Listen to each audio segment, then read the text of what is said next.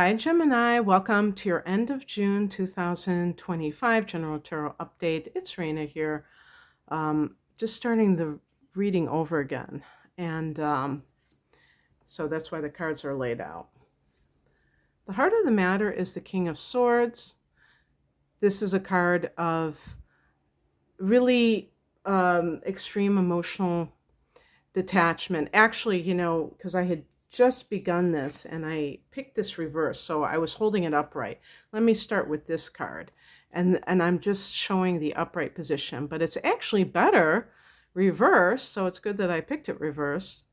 The Three of Swords is a card of heartbreak, a card of rejection. It can be a card of, three-party situations, like in love, where, either you're with somebody who's with somebody else, or you're being cheated on. And I would say it would be something that you know about, that that this person is also dealing with someone else. You don't like it, but it's happening regardless. But when it's reversed, it means that something has finished with that. Maybe you have washed your hands of it, or you have gotten over a heartbreak. And so what may be in its place is kind of like this extreme detachment. Also, always think of kings, even in the upright position. I would say the same, especially for the King of Swords, is I always think of like narcissism with the queens and kings, because they're kind of like authority figures. They're like these royalty, but it's like people who want to be treated like royalty, instead of like everybody else, who think that the rules don't apply to them. And with the King of Swords, this could be your swords, because you're air, and the other air signs besides Gemini are Libra and Aquarius. I always think of Aquarius with this card because it seems like the ultimate in detachment, to the point where it could actually be very detrimental, where a person is, too detached, they're too out of touch with their feelings, even in the upright position, and maybe you have gotten over it and they're back in the picture, which is what narcissists, I think, they tend to do. They can discard you, and then when you're, picking up the pieces and you're finally at a place where you're like, okay, now I can, now I've gotten over this, it's like they come back into the picture, because it's all about toying with your affections. And the same thing can apply to a boss. Kings can be bosses or fathers too, by the way.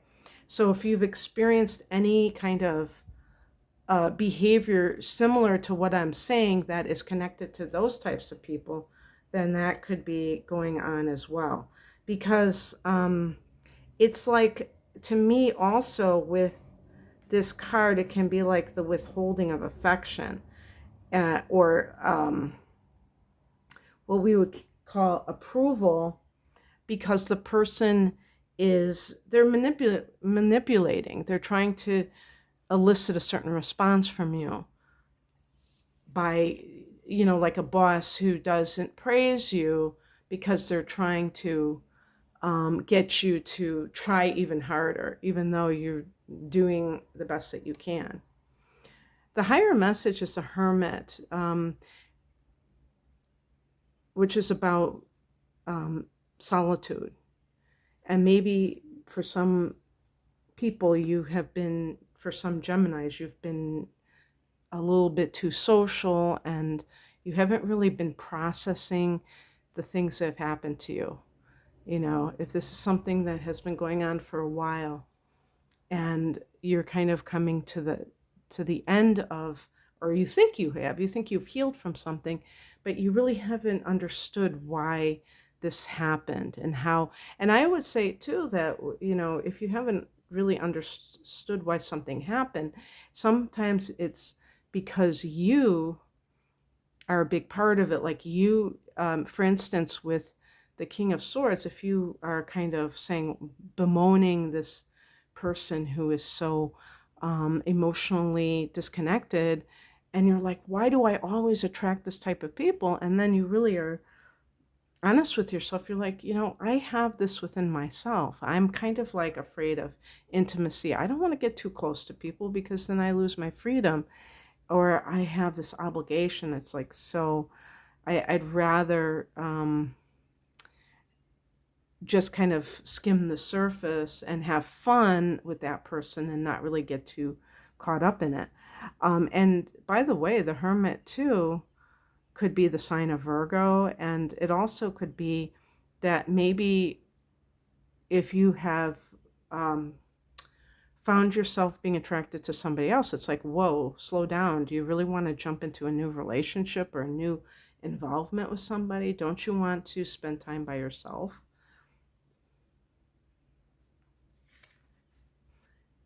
What's coming in is the Ace of Pentacles, and this is a card of something new beginning, sometimes with a practical bent to it. Like it could be a new job, it can be money that you are receiving. Actually, there's a couple of cards here. Ten of Pentacles is like big money, so maybe this has to do with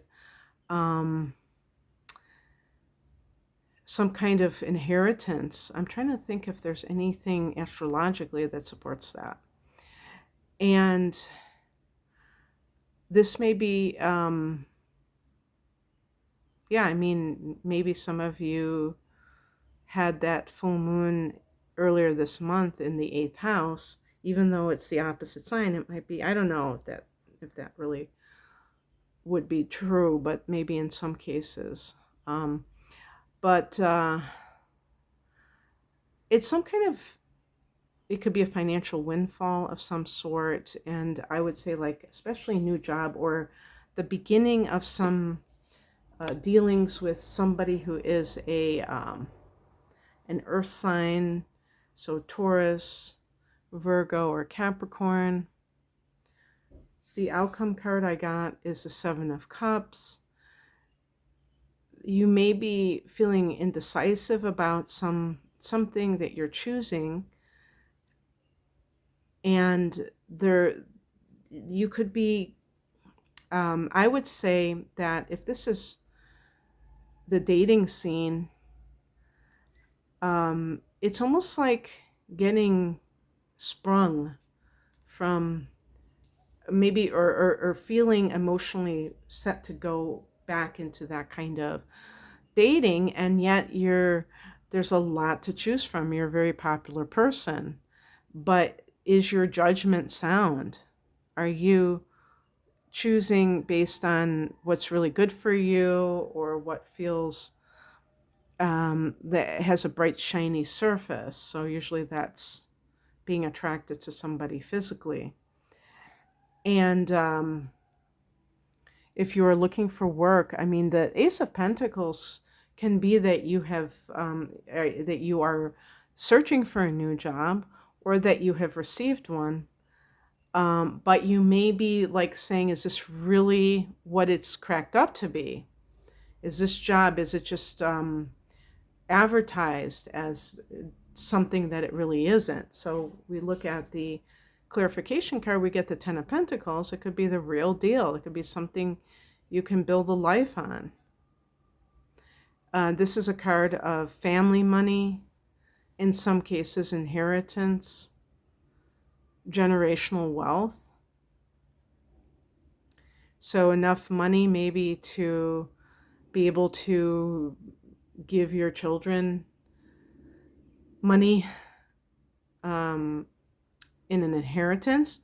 I will say that Jupiter is in your second house of earned income in Cancer, so that might have something to do with it in the next, but that's actually happening for the next 12 months. So there you go, Gemini. Any kind of person that you meet, there might, if you choose wisely at least, could be somebody that has a long-lasting place in your life. Okay, well, that's what I have for you, Gemini. I hope that this resonated. If you would like an astrological reading, a tarot reading, or both, you can check my website, I have package deals for multiple readings at once for a discounted price. And I have readings, natal chart analysis, transits for the upcoming 12 months, career readings, love readings. You can find out more information at the link below. Thanks for watching. Bye.